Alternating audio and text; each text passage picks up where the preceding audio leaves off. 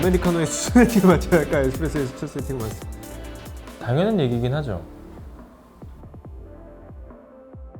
뭐 매장마다 다르겠죠? 회사마다 다를 거예요. 몇몇 곳은 아메리카노에 맞춘대요. 이게 머신 자체가 에스프레소를 추출하는 건데 아메리카노에 세팅을 맞춘다는 거는 뭐지? 라는 좀 생각이 살짝 들어서. 아, 뭐 그럴 수 있죠. 잘 나가는 메뉴에 맞춘다 이렇게 볼 수 있잖아요. 근데 메뉴를 테스트해보는 과정은 있을 수 있죠. 근데 저는 개인적으로 당연히 원재료, 우리가 사용하는 원래의 음료 에스프레소에 추출 세팅을 맞춰야 한다 이렇게 생각을 하고, 그래서 저는 프리치에서는 그렇게 꼭 얘기를 해요. 저는 그걸 더 선호하는 편인 것 같아요. 그 외에 나머지 우유나 혹은 시럽이 들어가거나 아니면 뭐 어떤 카페에서는 파우더를 넣는 경우도 있겠죠. 초콜릿 파우더나 이런 걸 넣는 경우도 있겠고, 초콜릿 소스를 사용하는 경우도 있겠고, 실제 초콜릿을 녹이는 경우도 있겠고, 어쨌든 그런 식으로 다른 재료들이 섞여서 음료가 만들어질 때는 그 양을, 그러니까 최적의 양을 찾는다고 하는 거는 그 재료들과 커피의 비율을 볼 거 아니에요.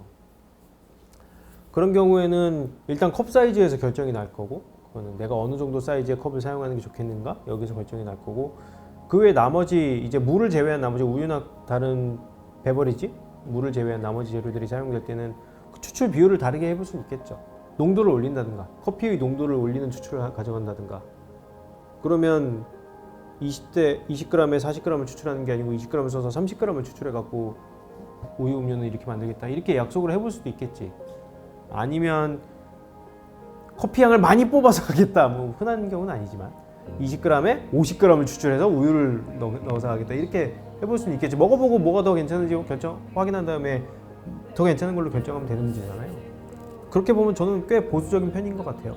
저는 추출 세팅을 우유가 들어가고 안 들어가고에 따라서 바꾸는 거를 잘 동의하지 못하겠어요, 개인적으로는.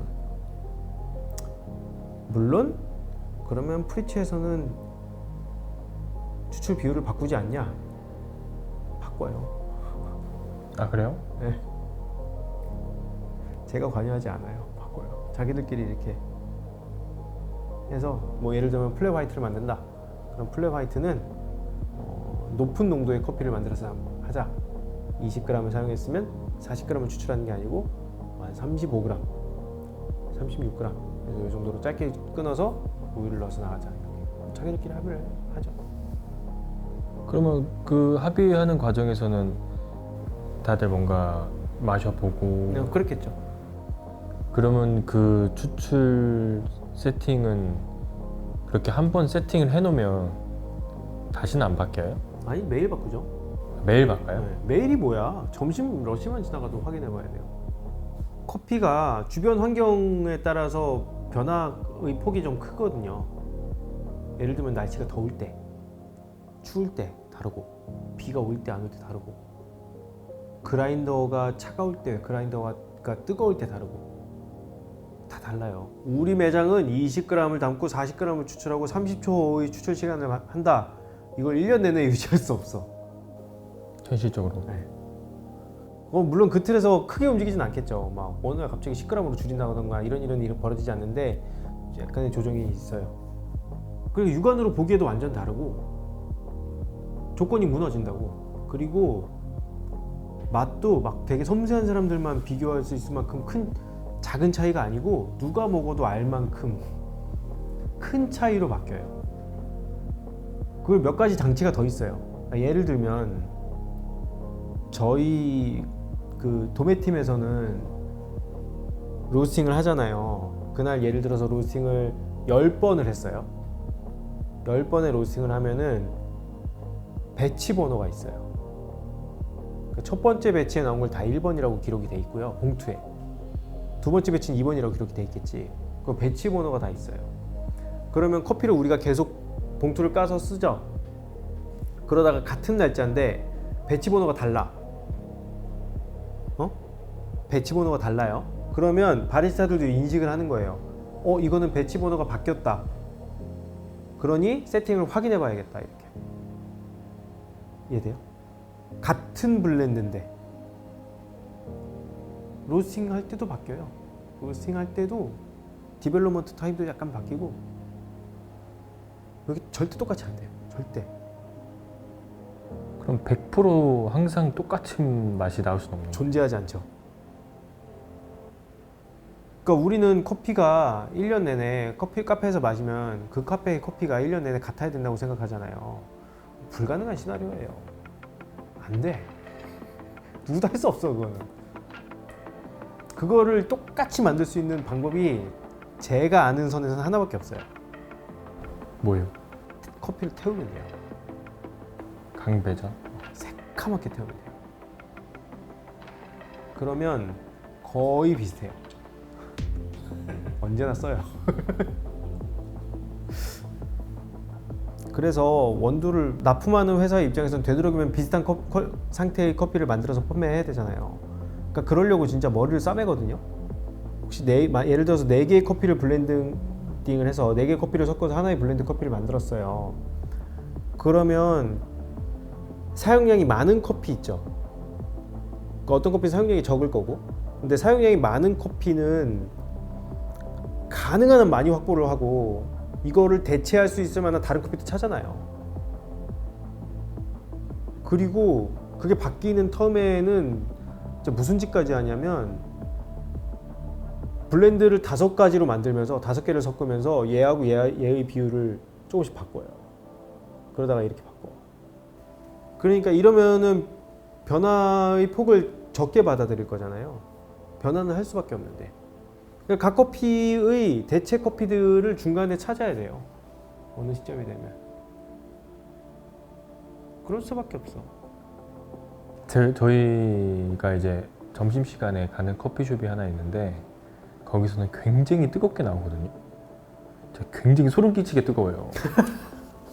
소름 끼치게 뜨거운 건 뭐야? 만져보면 진짜 상상 이상으로 뜨겁거든요. 팔팔 끓어. 여자들은 아마 한 손을 못 잡고 2손을 잡아야 돼. 그렇게 뜨거우면은 거의 안 느껴지지. 그래서 그런 건가? 약간 곡물 같은 맛만 날 거예요. 자기들도 모르고 줄 거야 그냥. 보통 온수기 쓰거든요. 카페에서 온수 이렇게 박스 네모난 박스대기처럼 생긴 온수기 있어요. 아메리카노 이렇게 물 받아 이렇게 주는데 보통 한 80도 정도로 설정해 놔요. 80도. 잘 모르면 뭐 95도 이렇게 세팅해 놓기도 하고. 그리고 더 모르면 온수기 뭐 필요해? 머신에서 나오잖아 이러고 머신에 있는 뜨거운 물 쓰기도 하고. 저 옛날에 그렇게 했어요. 알바할 때. 네, 저도 옛날에 그렇게 했어요. 알바할 때. 아니 그 사장님이 그렇게 하래요. 그래서 여기서 물 나오는구나. 나도 그랬어. 나도 그랬어. 알바할 때. 그 보통 머신이 어떻게 생겼냐면 이렇게 물통이 옆으로 누워 있다고 보면 돼요. 옛날 우리가 알바하던 시절의 머신은. 물통이 옆으로 누워 있다고요? 네, 큰 물통이 이렇게 누워 있는 거예요. 한 70% 정도 물이 차 있어요. 그러면 우리가 추출하는 물은 어떤 물이냐면 이 70% 정도 차 있는 그 물이 아니고요. 관이 하나가 이 물을 관통해요. 이 통을 관 하나가 이렇게 관통해서 밖으로 나오거든요. 그럼 요 물이 지나가면서 여기를 지나가면서 데워지는 거예요. 찬물이. 이런 시스템이에요. 그러니까 우리가 커피 추출물은 새로운 물이 이렇게 들어와서 여기서 뜨겁게 데워져서 이렇게 추출이 되는 이런 시스템이에요. 그런데 우리가 아메리카노를 이 머신물로 만들었다고 했잖아. 그럼 70% 정도 들어가 있는 이 물을 우리가 계속 컵으로 뺀 거잖아. 물이 자꾸 빠지니까 새로운 물을 찬 물이 다시 유입될 거잖아. 그럼 추출 온도가 어떻게 돼?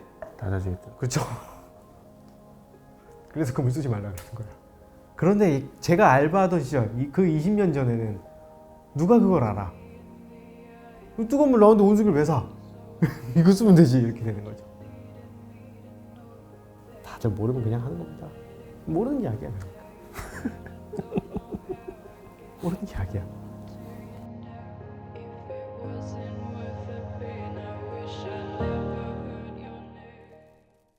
And there's nobody out there lucky like I am. There's nobody out there that can say my name.